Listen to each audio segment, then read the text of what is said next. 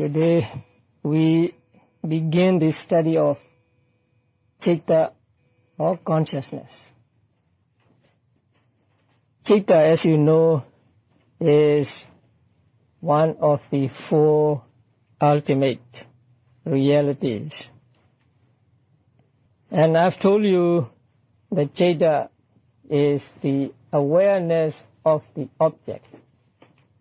So in Abhidhamma, every term is adequately defined.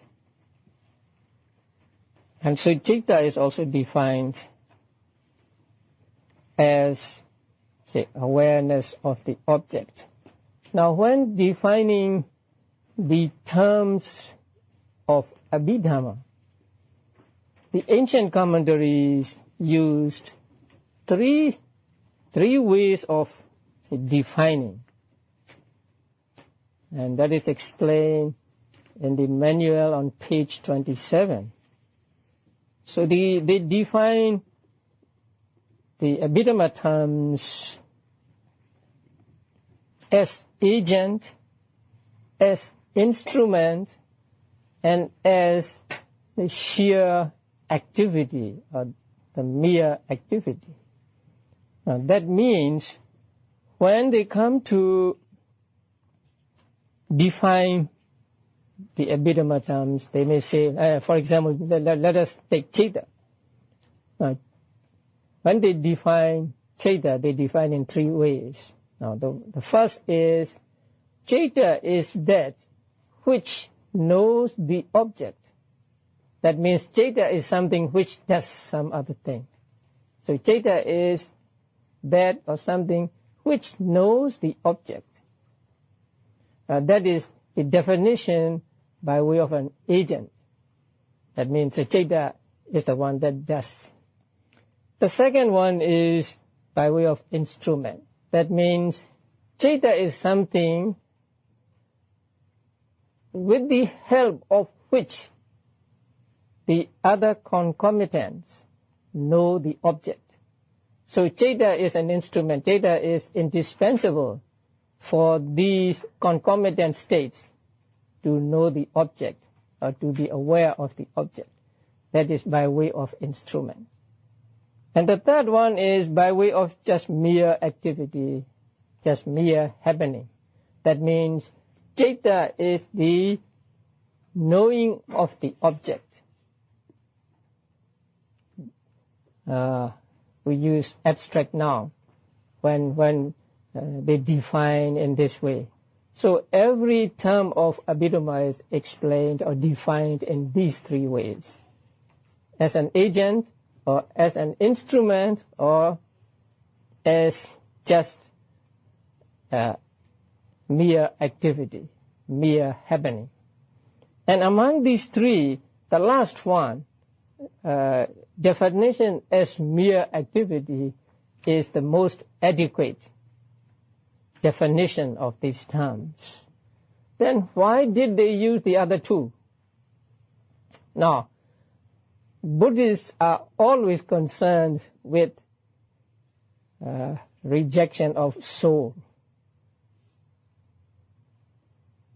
So there are people who think that Citta is something that knows the object. That means there is something like a permanent soul, and it is the soul that knows the object or something like that. So in order to refute that, in order to deny that, they gave the first kind of definition. No, it is not the Atman, it is not the soul that knows the object. It is the Citta that knows the object. So the rejection of Atman is very important for Buddhists. And sometimes people think that when we know something, we know with the help of that Atman. Because the Atman helps us to know things, to know objects. Then to refute that, the that belief, they gave the second kind of definition. No, it is not the Atman that makes the other concomitants know the object. It is the Chaita that makes the other concomitants know the object. So Chaita is instrumental in these concomitants knowing the object. But if you want to, if they want to define adequately without reference to these other opinions, they would just say Chaita is the knowing of the object. So there are always these three kinds of definition. So anyone will do. So Chaita is what? Chaita is the that which knows the object, or that with the help of which concomitants know the object, or just knowing of the object. Now, what is knowing here? Knowing here means just the awareness, not knowing something to be true, something to be good, something to be bad, not that kind of knowing. Here, knowing simply means the awareness, just the bare awareness, not even bare attention we use in instructions for meditation. It is just the bare awareness of the object, and that is what is called Chaita. Since it is defined as the awareness of the object, Chaita can never arise without an object. So whenever there is Chaita, there must be its object. Sometimes it may be a vivid object, and sometimes it may be an obscure object. But object there must be always if Chaita is to arise. So Chaita depends upon the object to arise. Now this Chaita is analyzed in Abhidhamma in different ways. Now in the Dhammasangani, it is classified according to, we call them genus, according to their nature. That means wholesome consciousness, unwholesome consciousness, and then those that are neither wholesome nor unwholesome. So that is the order given in the first book of Abhidhamma. But here in this manual, the arrangement is different. Here arrangement is with reference to what are called planes of existence. So in order to understand that division, you must first understand the planes of existence. Now these are treated in the 5th chapter of this manual. Briefly, there are 31 planes of existence.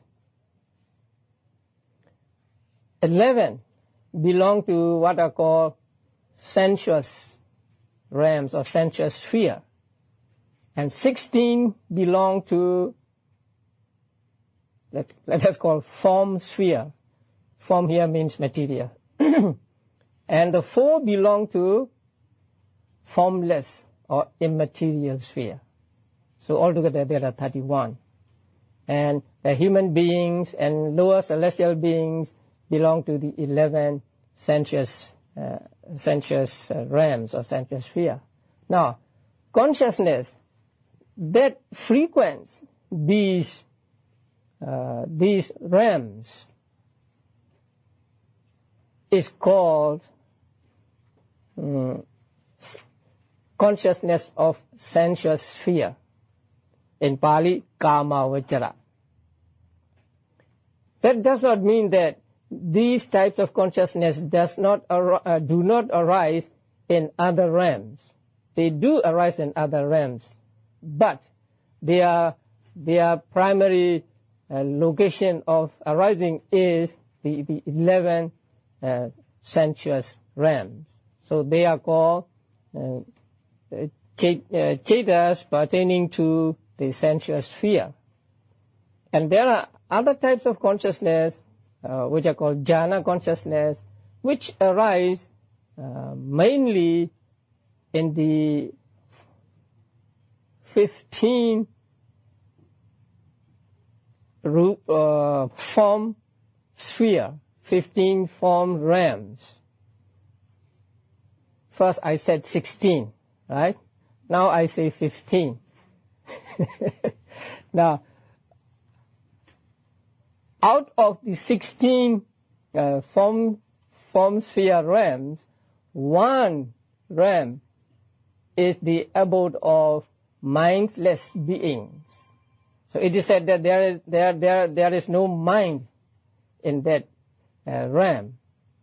So we are now studying the consciousness which belongs to mind, and so that realm has to be left out. So the 15. So types of consciousness which frequent those realms, which arise mainly in those realms, are classed as, say, form sphere consciousness. We will use the Pali words later. And then there are other higher types of consciousness which mainly belong to, or which mainly frequent the four formless realms. So we get now how many? Three, say, groups. One belonging to sensuous, let's say, sphere, and second belonging to form sphere or material sphere, and the third belonging to formless or immaterial sphere. And there is another sphere which is called supramundane. That is, that goes beyond these three spheres, or these three kinds of realms. So, in the manual, Citta is classified according to the, say, plane of existence. And we call this classification plane of consciousness. So you'll find the word plane of consciousness in the manual. Now, how many types of consciousness are there altogether? 89 or 121. So you can see at a glance all 89 or 121 types of consciousness on page 28 of the manual. So you see first the mundane Cittas, 81. And then you go to the bottom, supramundane Cittas, 8 or 40. So this is the first division. The Citta is actually one with reference to its characteristic of knowing the object, but it is accompanied by different mental factors, and so Cittas become many. So first, the Citta is divided into mundane and supramundane Cittas. And then mundane Citta is subdivided into sense sphere Cittas. How many? 54. And then fine material sphere Cittas. So they use fine material. It's okay. And then next, immaterial sphere Cittas, 12. Then sense sphere Cittas are divided again into subdivisions, and they are unwholesome Cittas. How many? 12. Rootless Cittas, 18. Sense sphere beautiful Cittas, 24. So altogether we get 81 mundane Cittas. And then supramundane Cittas are subdivided into two. First, supramundane wholesome Cittas, 4 or 20. And then supramundane resultant chetas 4 or 20. So altogether 89 or 121 types of consciousness. So today we are going to study the first, unwholesome chetas. So how many unwholesome chetas are there? 12 unwholesome chetas. Why are they called unwholesome? Sometimes they are called immoral or unskillful, but I prefer to use unwholesome. Those types of consciousness which are accompanied by greed, hatred, and delusion, lobha, dosa, and moha, are called unwholesome consciousness. And those that are accompanied by the opposite of these three, non-greed, non-hatred, non-delusion, are called wholesome consciousness. And also they will be called beautiful consciousness also. So those that are accompanied by lobha or dosa or moha, greed, hatred, or delusion, are called unwholesome consciousness.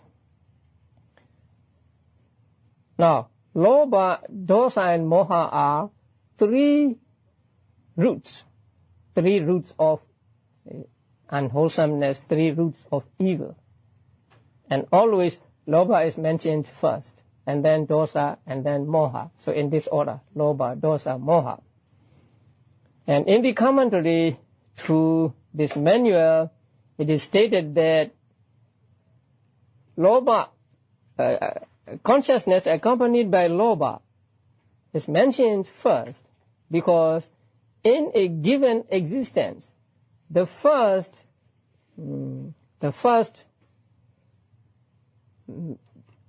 javana consciousness that arises is accompanied by lobha. So in whatever existence we are born, the first there is first the attachment to that existence, to that life, and that is so strong that we are always attached to our lives. So that is why consciousness accompanied by lobha is mentioned first, and then dosa, consciousness accompanied by ill will or hate or anger or whatever you call it. And then the last two are accompanied by delusion or moha. Now, moha or delusion is common to all 12 types of consciousness, so 12 types of akusala consciousness. But since it is common to all, the first 8 types of consciousness are not called the lobha moha rooted. Just lobha is only taken and then say lobha rooted consciousness. But actually, when we say lobha rooted consciousness, we must understand that there is moha also. The same with dosa rooted consciousness. So let us see the first one. The first cheta. Please read the Pali also. So you look at the Pali page. Lobha mula cheta. Now mula means root. So that means lobha root. A cheta which has lobha as root. That means cheta which is accompanied by lobha. Lobha means attachment, greed, craving. All these are lobha. And the first cheta is somanasa sahagata ditthigata sambayutta asankharika. Now somanasa means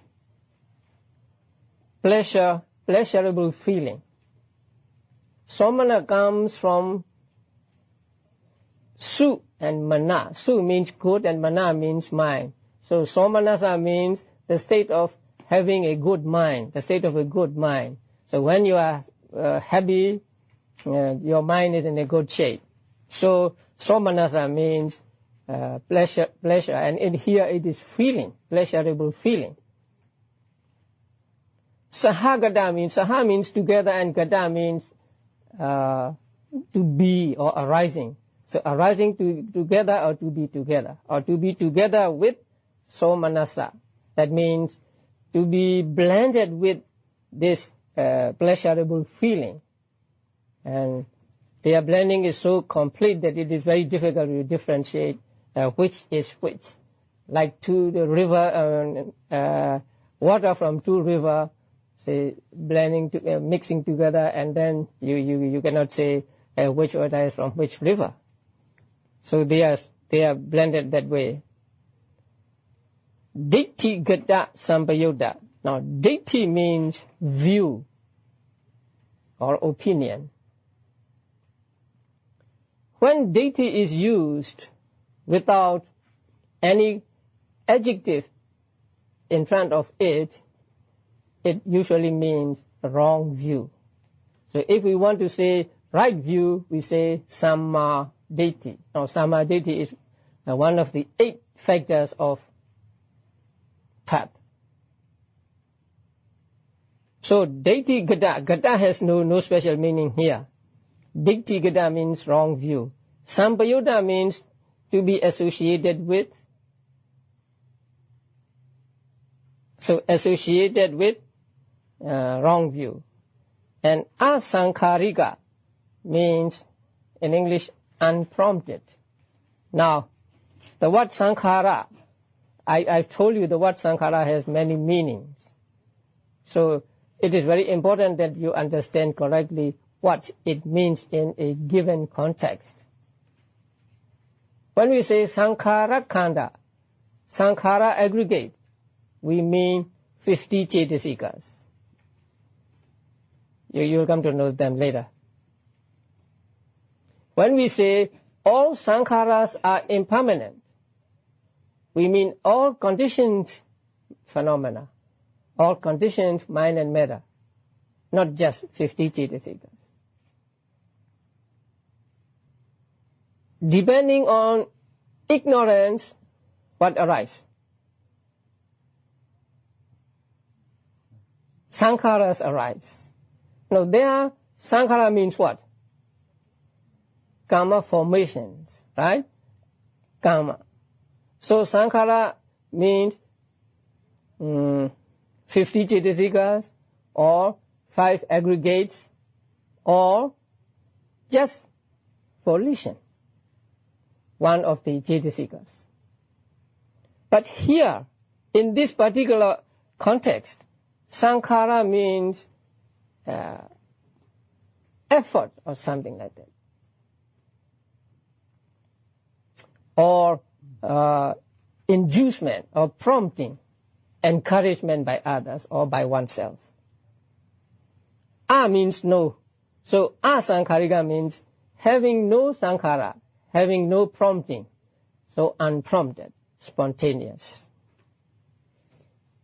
Now you read the explanation on page 2, right?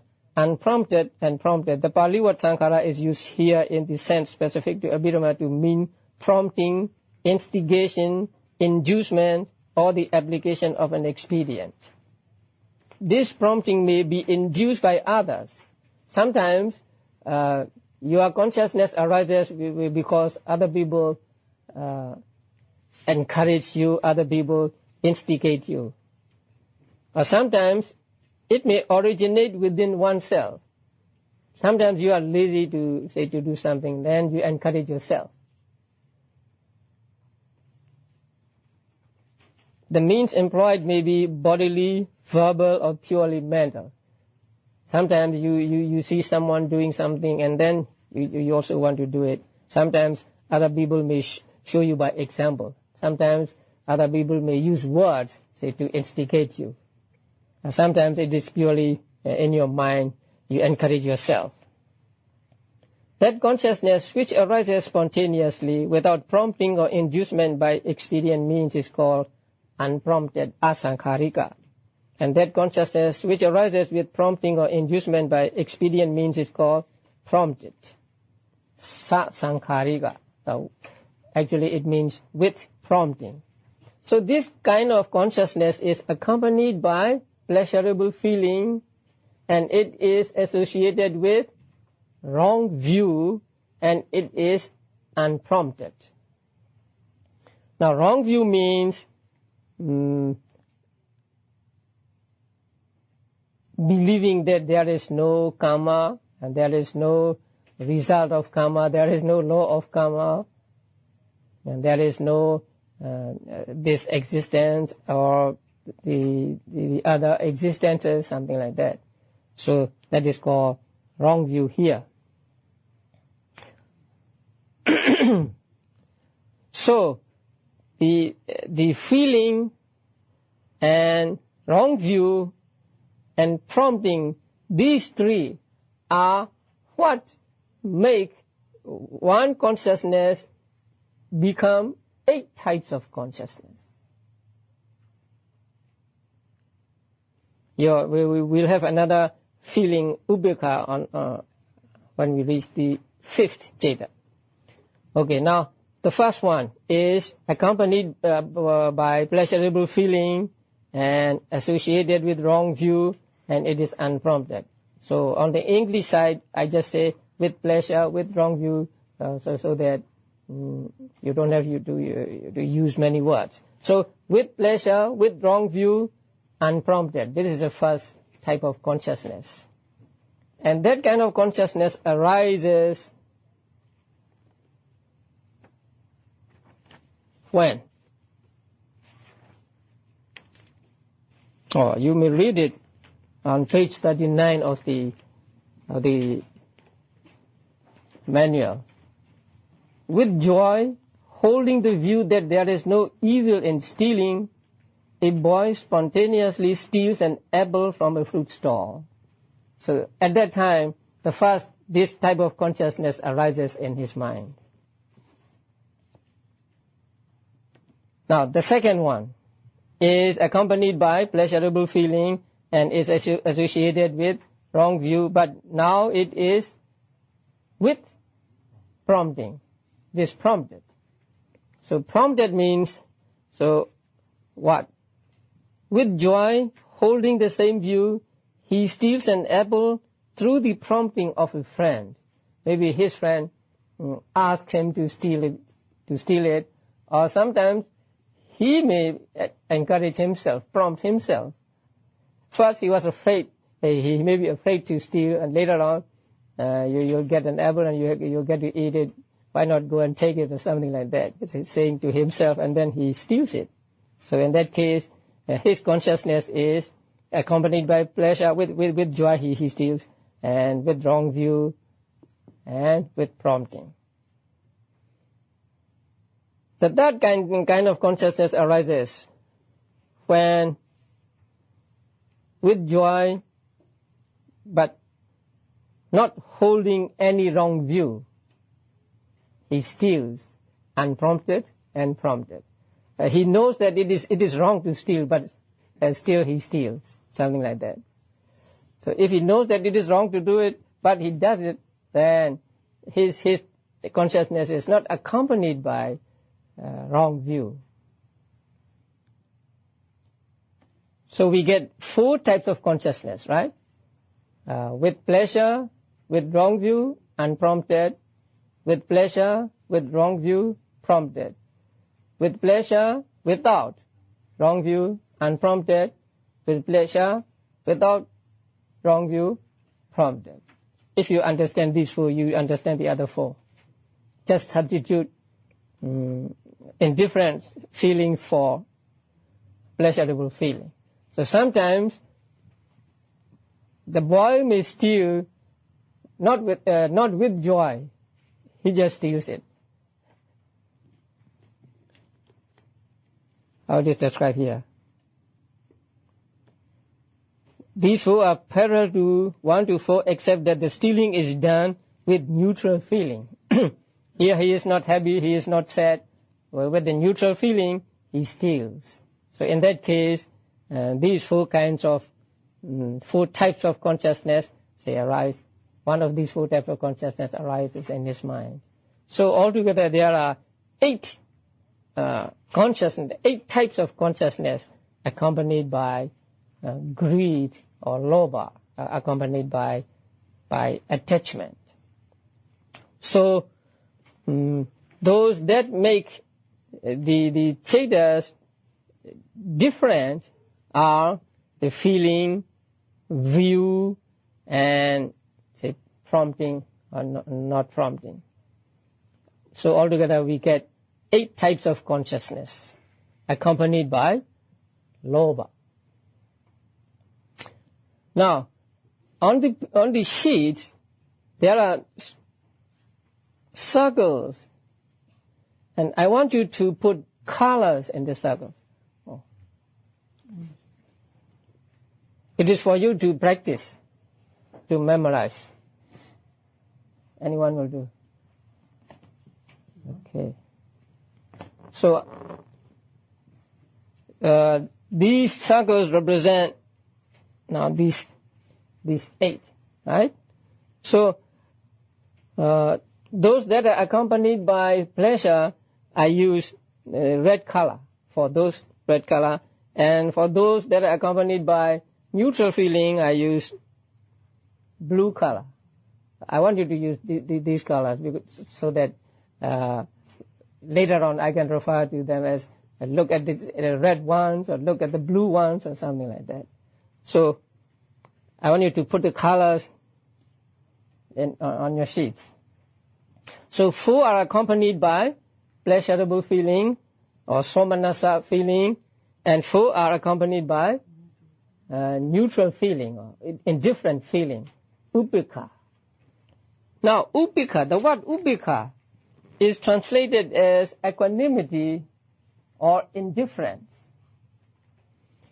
I think equanimity is too great for upekha here, so I prefer to use indifference or maybe neutral feeling. Whenever you see the word upekha, you have to understand which is meant, because this term upekha is used for both neutral feeling and also the lofty state of equanimity. So here it is just a neutral feeling. It is neither pleasurable feeling nor displeasurable feeling, just a neutral feeling.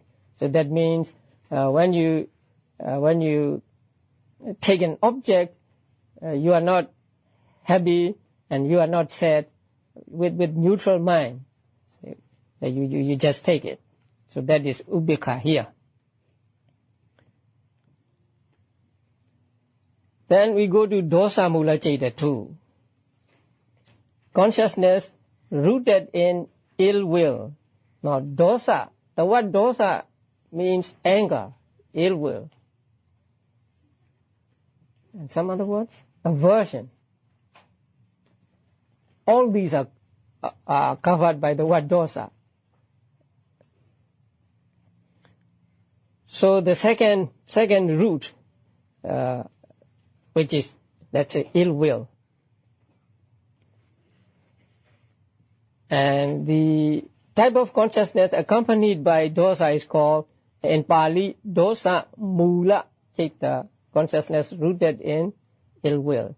Rooted in really means accompanied by roots, not coming out of these roots, not the result of these roots.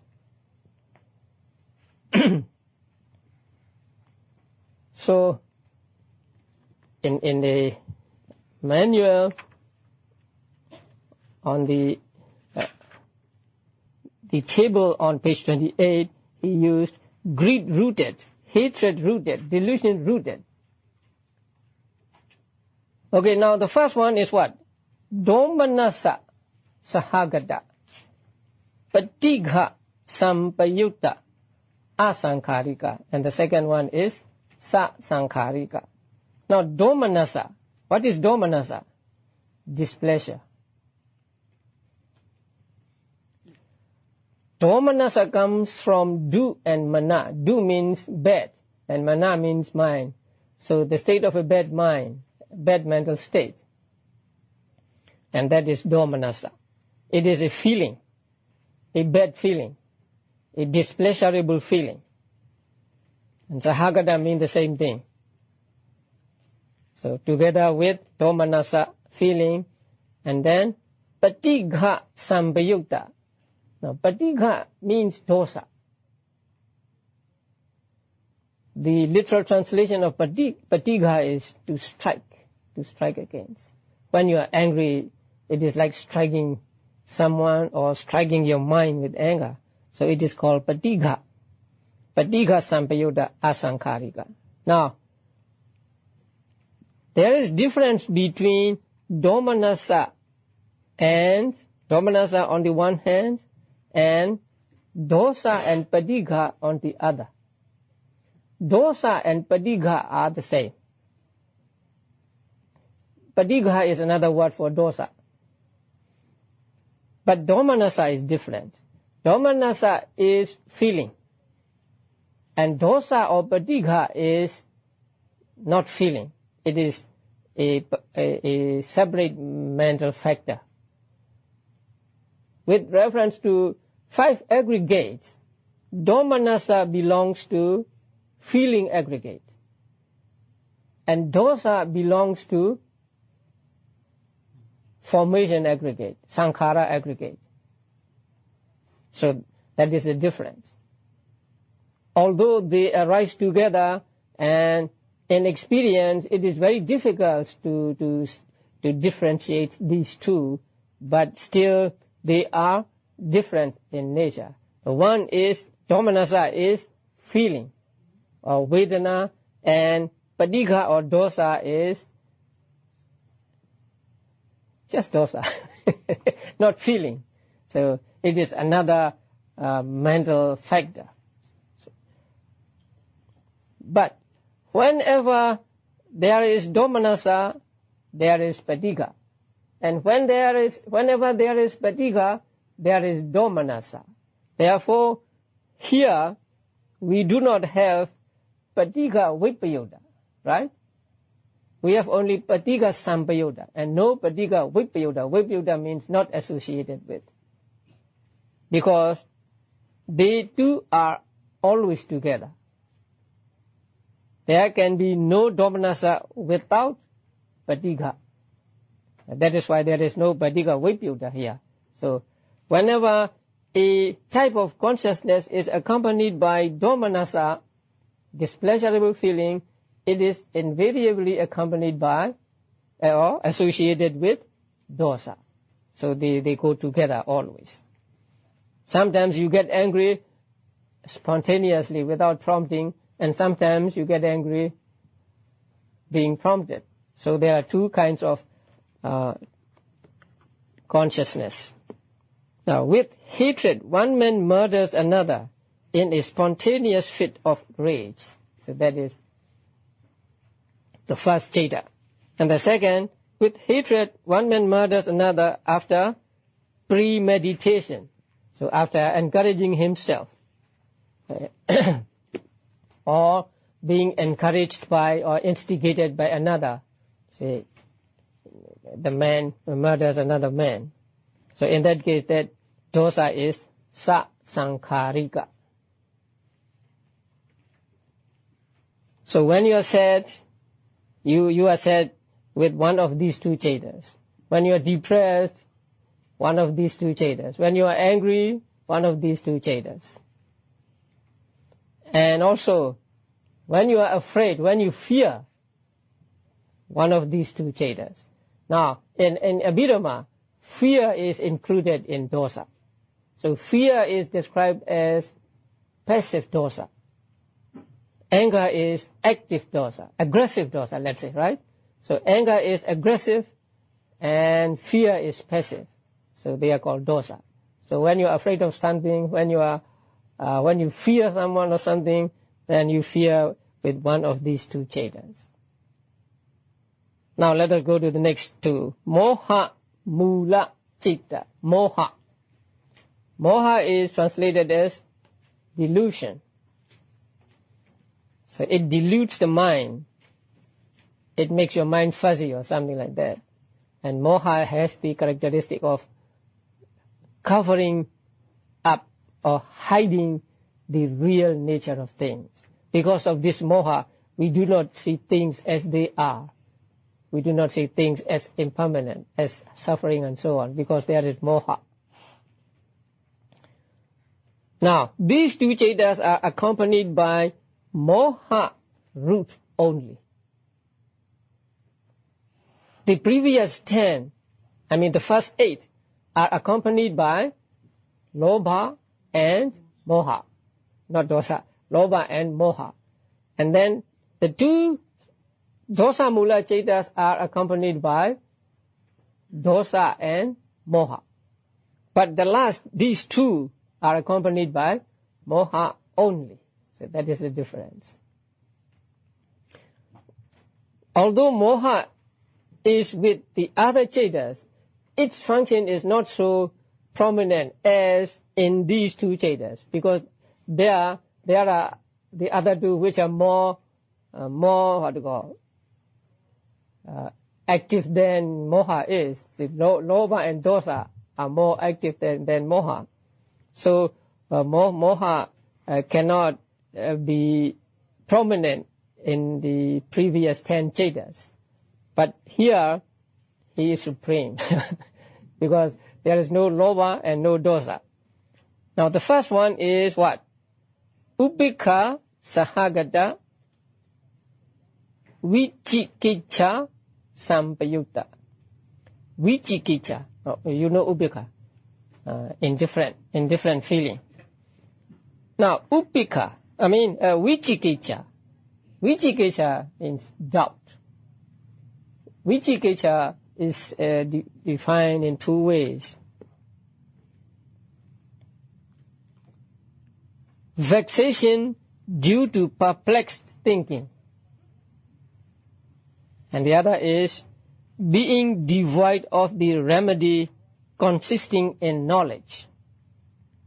The first one is vexation due to perplexed thinking. That means you cannot decide which is which. You are wavering. And when you try to find out, say, which is which, you become agitated and you become perplexed. So sometimes it is called perplexion. So vexation due to perplexed thinking is called vichikicha. Actually, it is indecision. You cannot decide one or the other. If you can decide one or the other, there may be either wrong view or right view.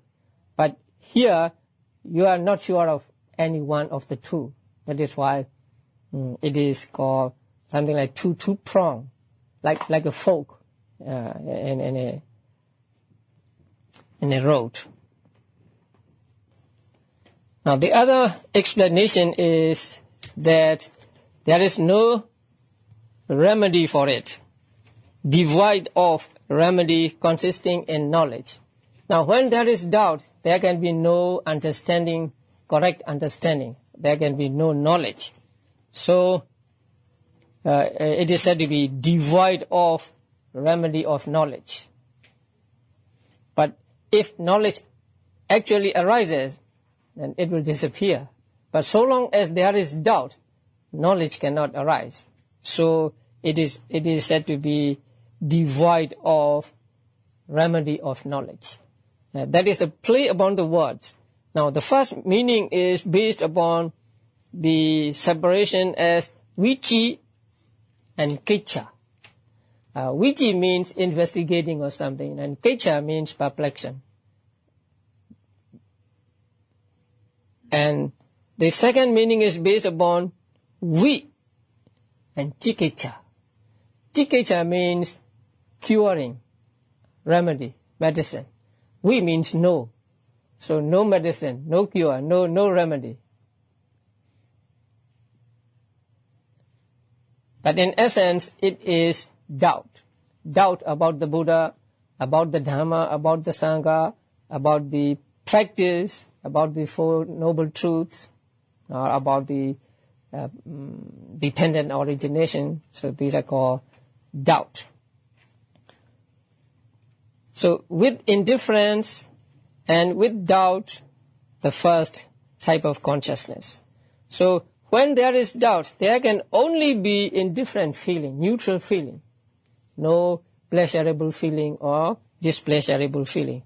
Just the neutral feeling there. That is why there is only Upekha Sahagata here and no Somanasa and Domanasa. Now, the consciousness accompanied by moha are not so strong as those accompanied by lobha or dosa. So they are something like dull consciousness.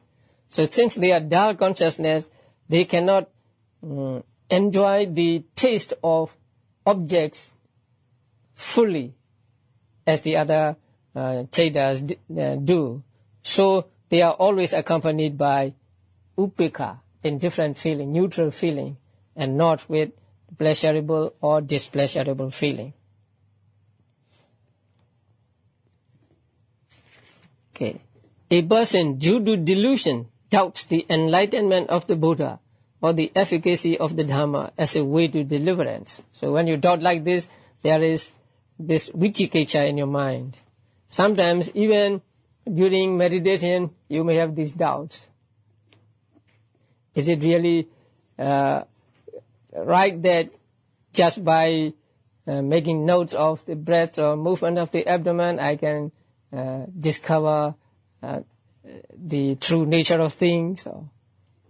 Or it is really beneficial to do this? Something like that. So when there is doubt, you cannot go on meditating. So it is one of the mental hindrances which obstructs concentration. Okay, the next one is upekha sahagata, but it is associated with uddhacca, restlessness. Uddhacca is actually a mental factor. Vicikiccha is also a mental factor. There are many mental factors here. So you will study mental factors in chapter 2. So uddhacca means trembling above the object.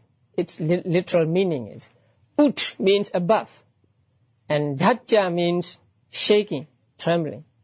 So trembling above the object means you cannot take that object clearly. Your mind is not on that object, and it is not on the other object either. You cannot be on this object firmly. You are wavering, something like that. If you are on the other object, then it is another thing.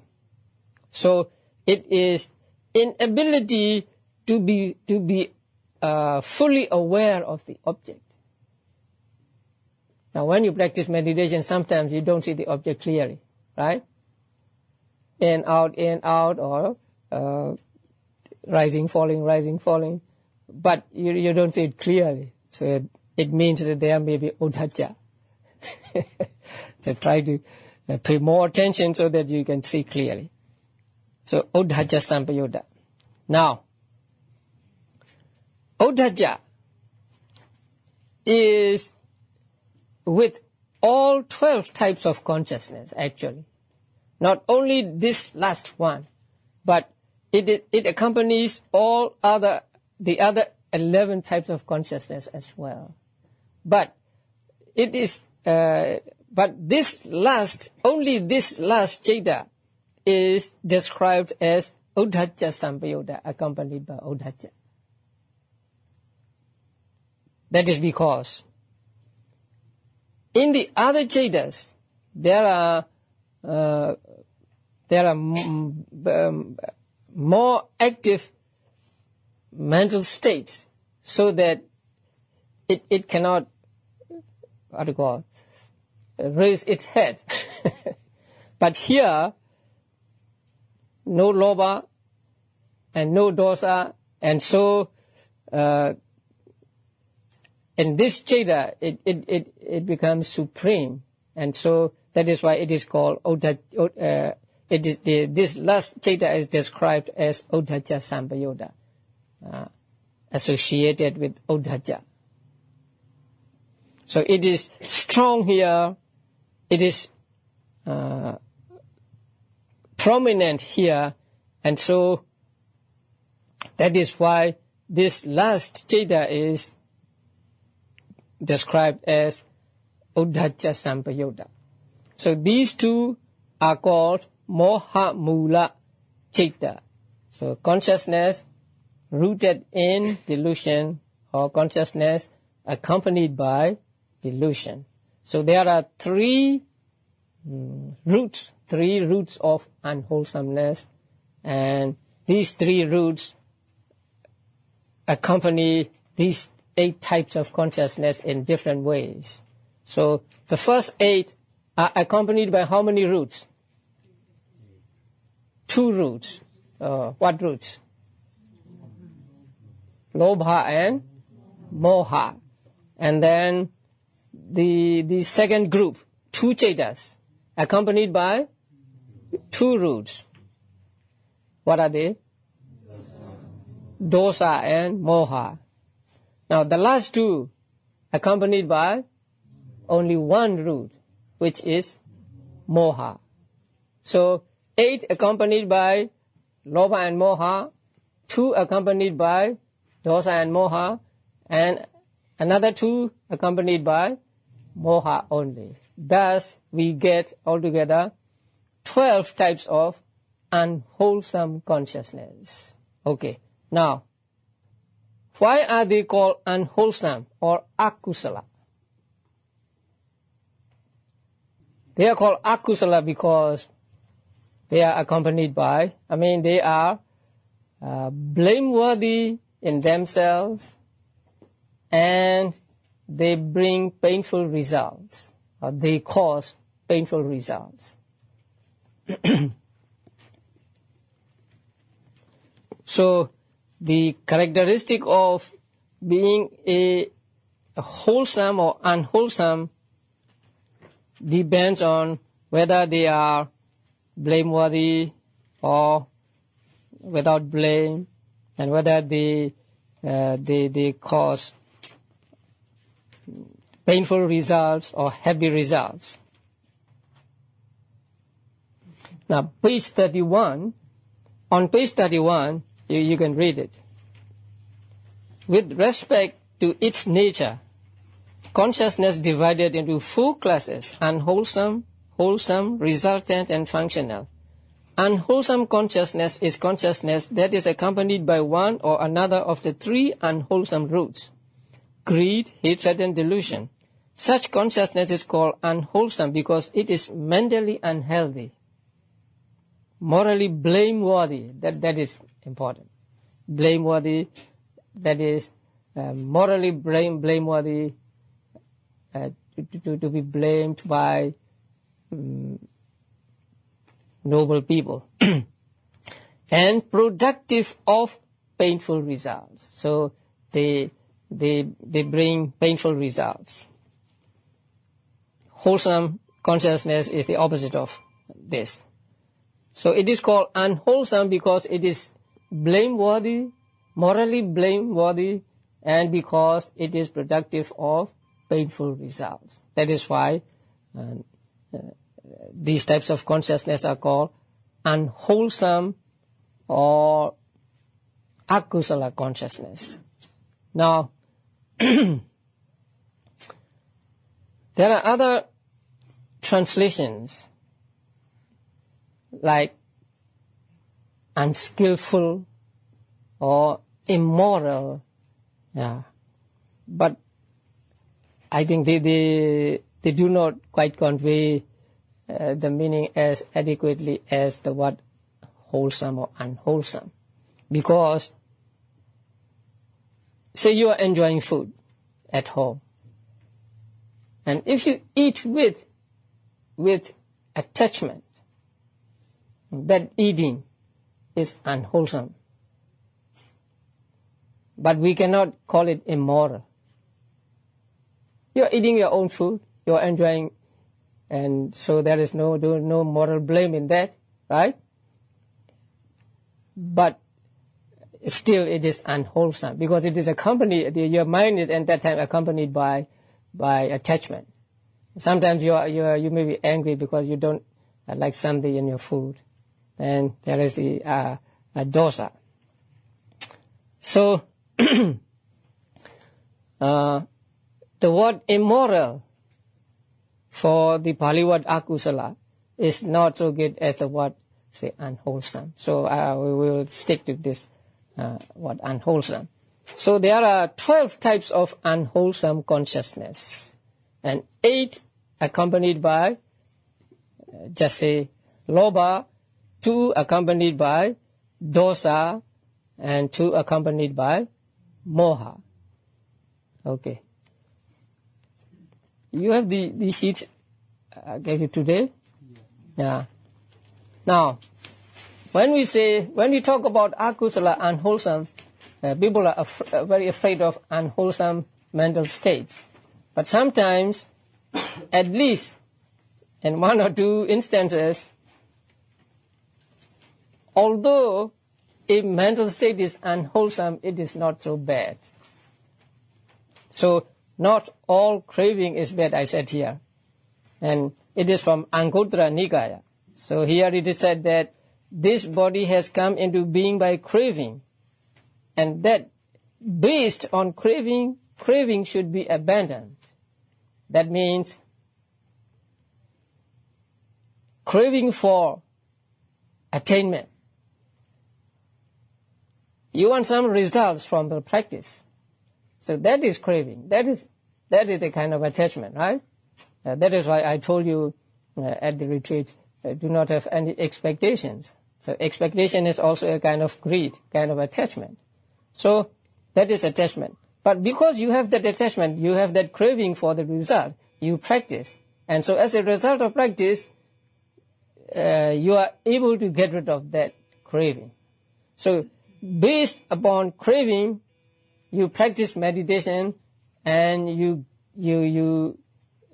get rid of craving.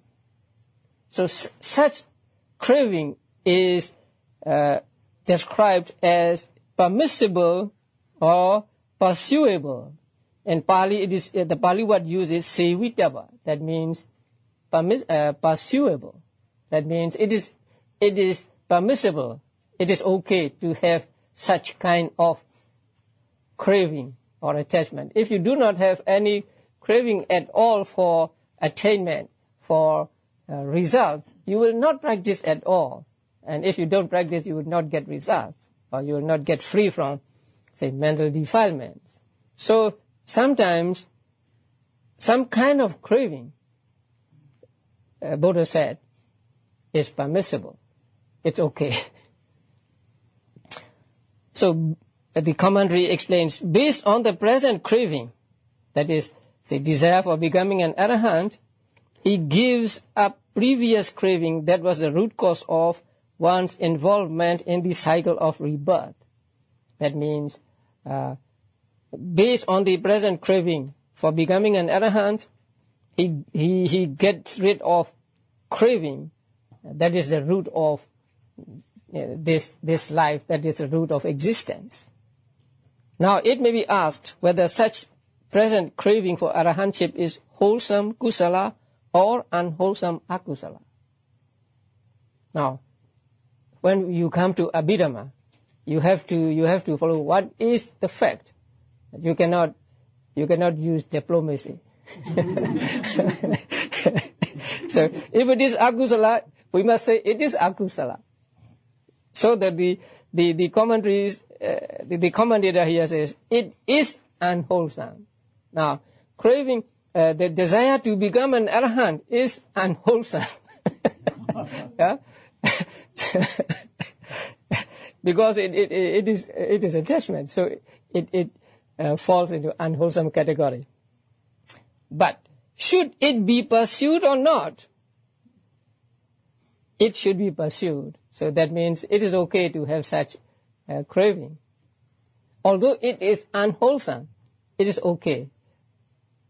Then you may be afraid of, will I get painful results from this craving, unwholesome mental state? Then read on. Does it drag one into rebirth or not? It will give results as rebirth. The answer is, it does not drag one into rebirth. That means it, let's say, lobha can take you to the world of, say, animals. But this lobha will not take you to the world of animal or to the world of human beings. It will not take you to any rebirth at all. So that is why it is pursuable. It is good to have such craving or such desire to practice meditation, desire to do good, desire to become an arahant. Such permissible craving is abandoned when its object is attained. So when you become an arahant, then you get rid of this craving, this desire. So such desire is not bad. So not all craving is bad. Okay, the next one is, which is the greater evil? King Milinda and the Venerable Nagasena. King Milinda asked, revered Nagasena, for whom is the greater demerit? He who does an evil deed knowingly, or he who does an evil deed unknowingly? And the answer is quite unexpected. And the answer is, his is the greater demerit who does an evil deed unknowingly. Can you accept it?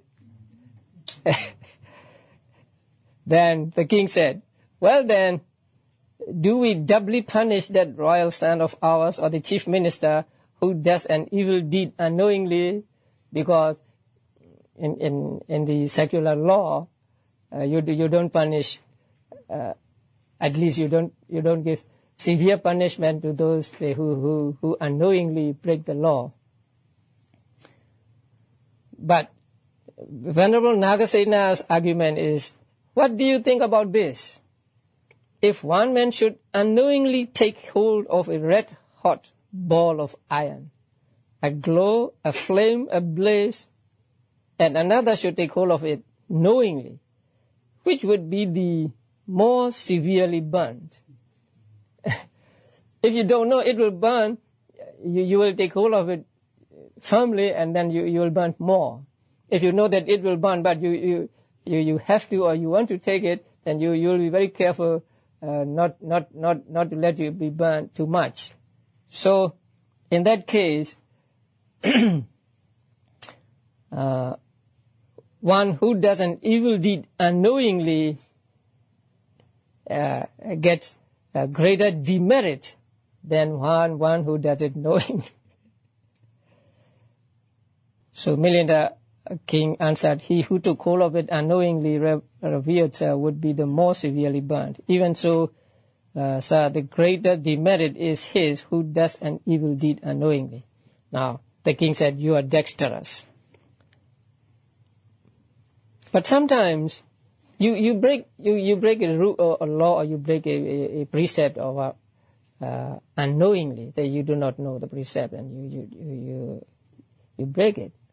In that case, it may not be too bad, because here, knowingly breaking is, when you break a rule knowingly, then you have disrespect for the person, or disrespect for the law, or disrespect for the person who laid down these rules.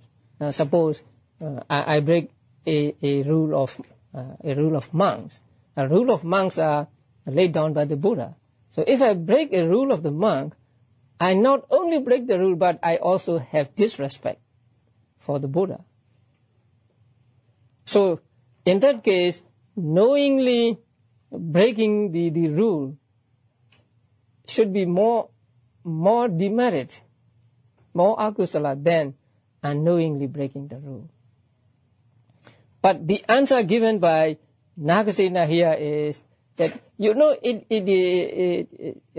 is akusala, it is unwholesome, but you cannot avoid, say, doing it, and so you cannot help it, and so you do it. So when you do it, say, in order not to get greater demerit, you do it with care, and so there is less demerit for you. But breaking a rule knowingly and unknowingly, I think it is different. So if a monk breaks a rule, a Vinaya rule, then breaks a rule knowingly, I think his demerit may be greater, because not only breaking the rule itself, but also he shows disrespect to the Buddha. Okay. The other, it would take a long time to explain these causes of being somanasa, sahagata, and so on. So I will go through it a little quickly. You do not find these in the manual. Now, what makes a consciousness accompanied by somanasa, detigita, and so on? Or what makes you have the feeling of somanasa, and feeling of domanasa, and deity, and so on? So the commentaries gave these reasons, and I think they will be, or some of them may be useful to, say, psychologists or psychiatrists. Now, what induces, say, somanasa feeling? A desirable object. So when you see a pleasant object, a desirable object, you are happy. So a desirable object is a reason, a condition for the pleasurable feeling to arise. And then having somanasa relinking. Now that means sometimes we meet a person who is almost always happy, who is in the habit of, say, being happy. So that means that he is reborn with that somanasa feeling. His relinking consciousness or rebirth consciousness must be accompanied by somanasa feeling. So those who have somanasa relinking, that means who take rebirth with somanasa feeling, tend to have somanasa feelings mostly in their lives. And then number 3 is shallow nature.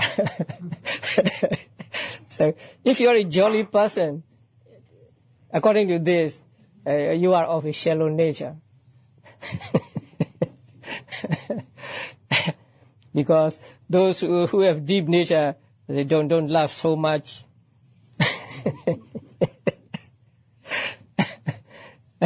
Once I visited a place in Northern California, and I was talking to a man there, and I was smiling and laughing. And then the man who went with me asked him, have you ever met a Buddhist monk? He said, no. Then my friend said, you are not talking to a Buddhist monk. Then he said, is he a Buddhist monk? I don't think Buddhist monks laugh.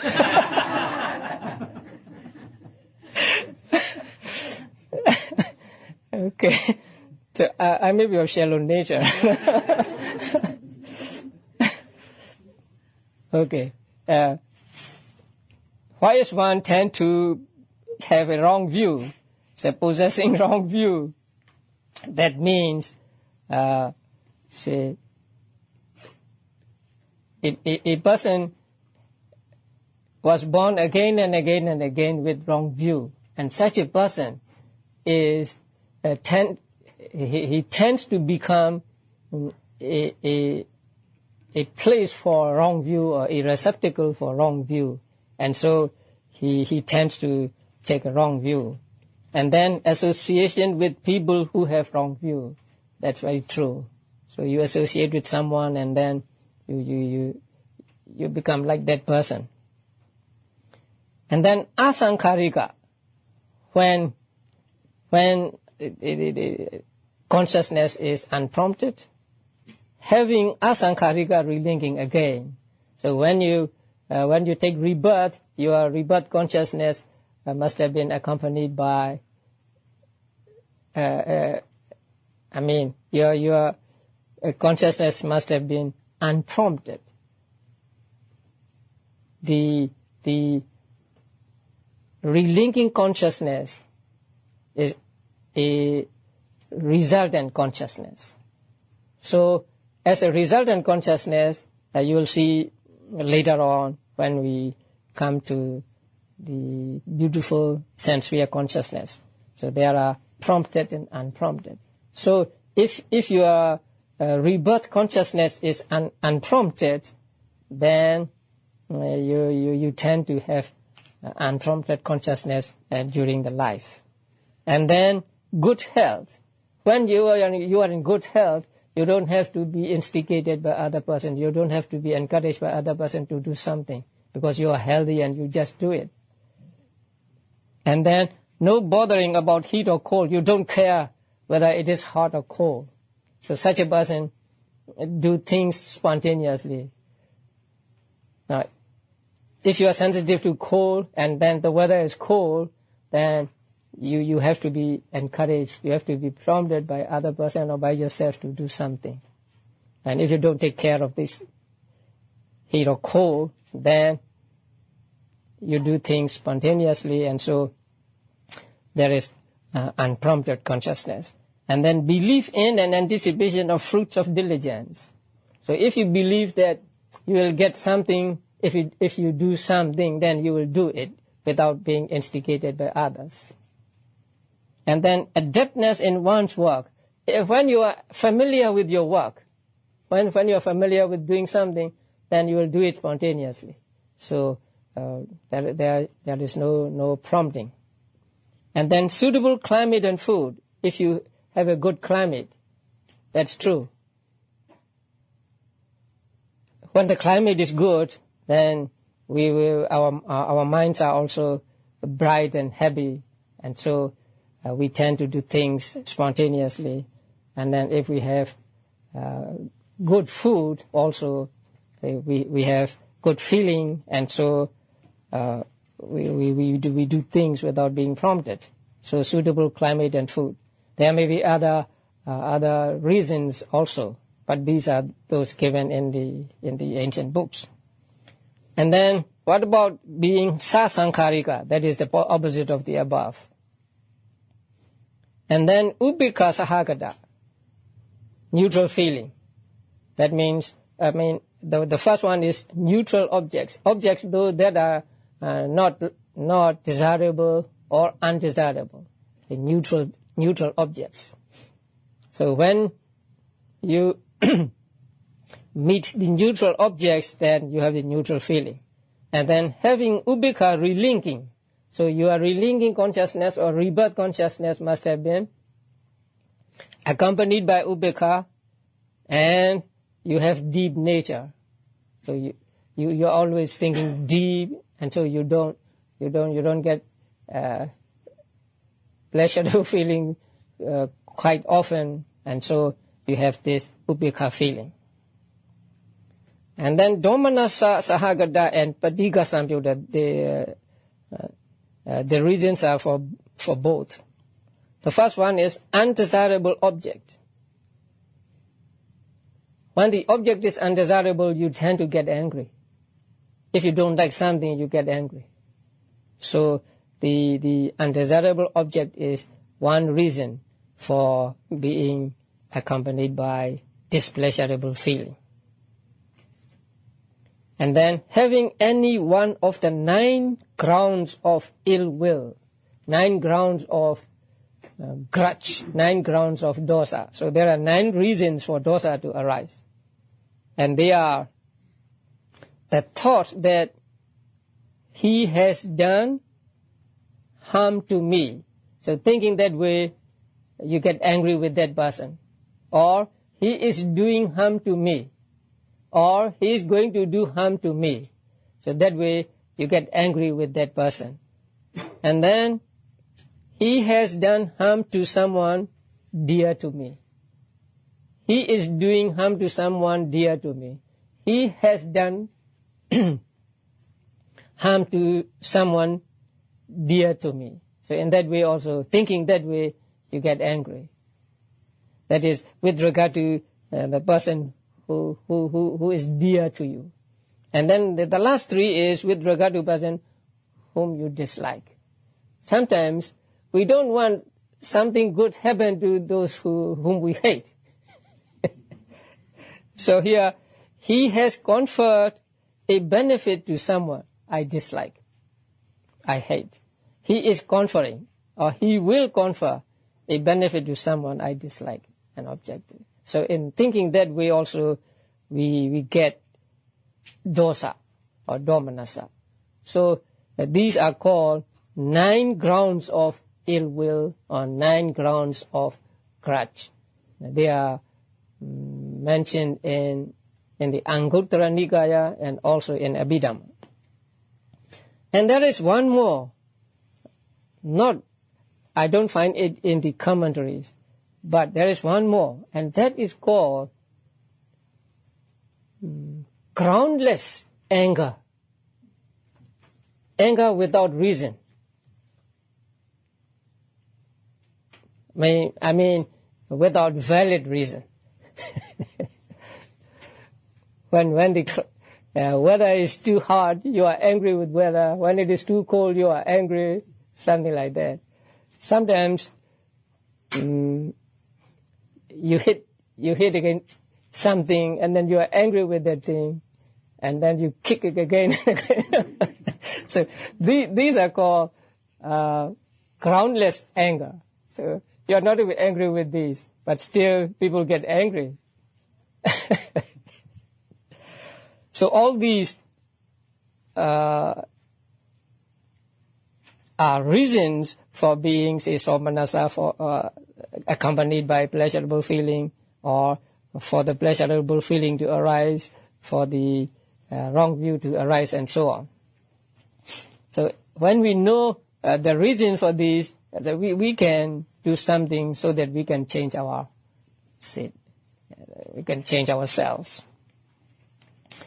Okay, now, what I want you to do with this chart or with the sheet is try to memorize.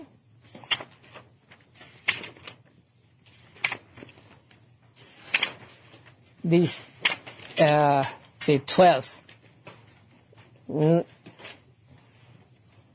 Memorize in English, because Pali may be too difficult for you at this point. But do not leave the Pali altogether alone, because we'll be using Pali words again and again and again. And once you know the Pali word, then you will find the taste of it. And later on, you will want to use Pali word only, because when you use Pali word, there is no chance of being misunderstood or no chance of misrepresenting. But when we use English translations, sometimes it's not, the translations are not accurate, and they may lead to misunderstanding.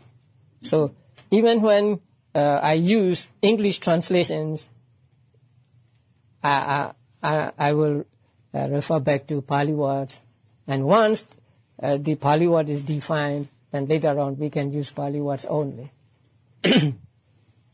So put the colors in the circles and then try to memorize these 12, the first column.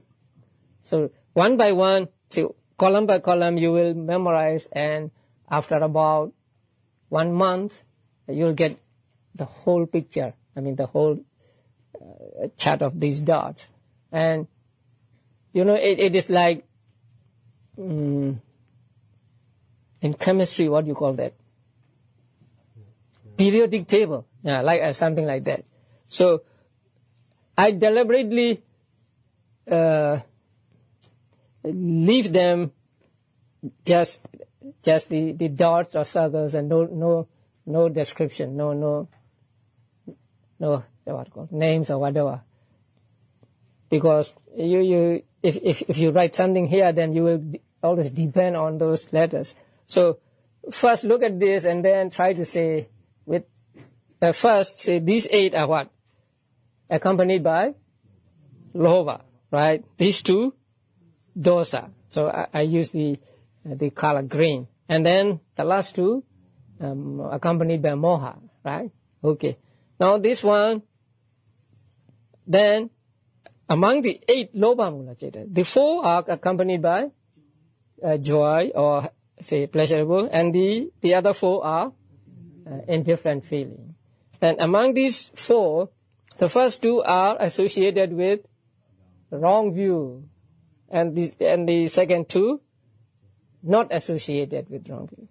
Again, among the 4 accompanied by indifference, the first 2 are associated with wrong view, and the second 2 not associated.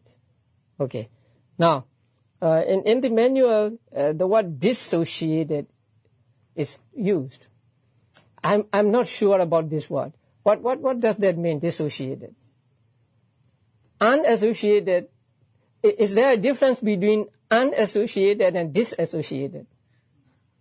Yeah, I think disassociated in first they are together, huh? First they are together, and then you take one away. Yeah, that is not the meaning required here.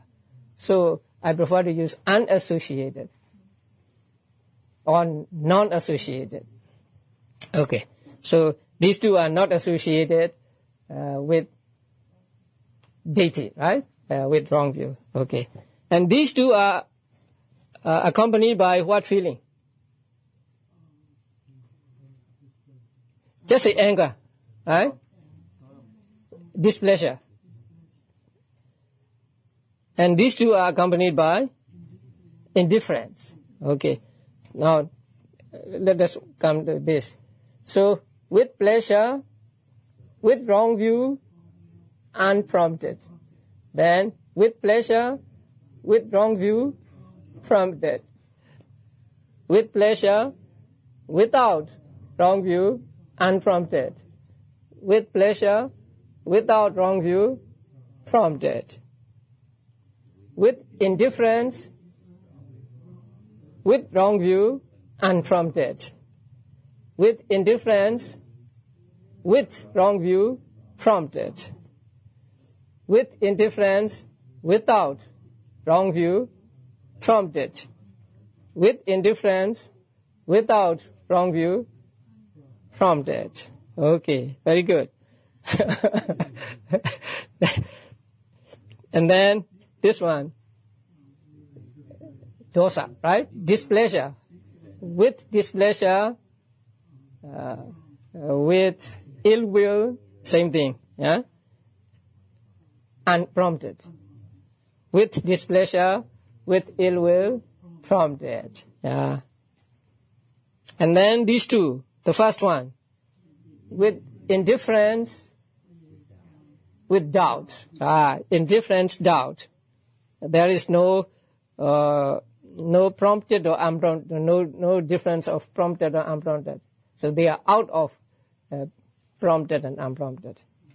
And then the last one is with indifference, with restlessness, right?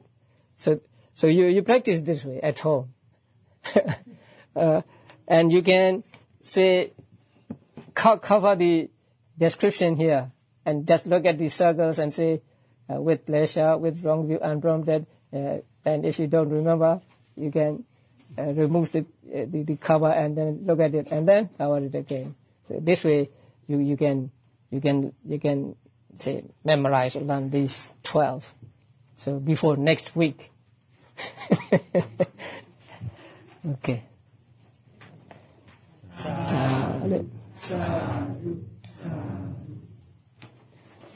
If we can make a small card with color, it will be very good.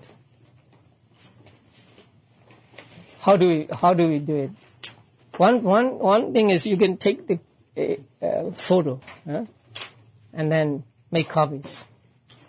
I think it is good to keep this card with you always. And then when you're waiting in a line or say in a car traffic jam or whatever, you can take it out and study it. So we'll be using this chat all up to the end of the book. We will always refer to this. So please try to be very familiar with this chart.